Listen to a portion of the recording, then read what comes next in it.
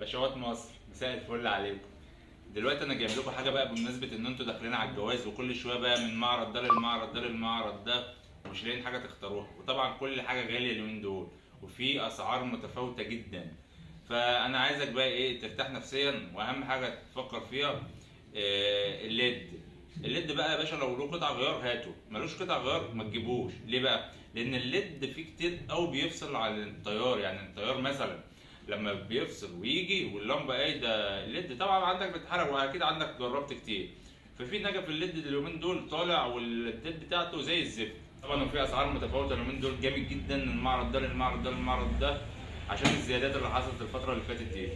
فطبعا طبعا انت هتلاقي نجف معدن وكريستال وليد وخشبي، وفي دلات معدن وكريستال وخشب برضه نفس النظام.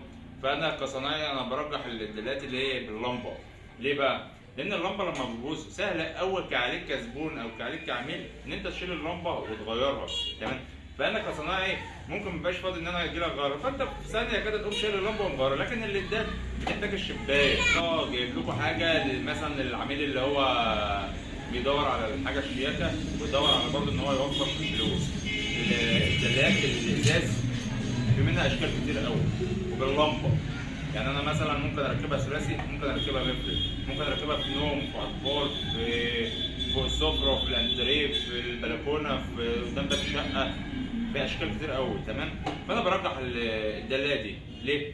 لانها سهله في التركيب، وسهله في انها تحط لمبه فيها وتشيل اللمبه منها، وعندك منها اشكال كتير قوي. ولو جبت طقم زي ده كده يقف عليك ب 110 بدل الدلات اللي هي الغاليه.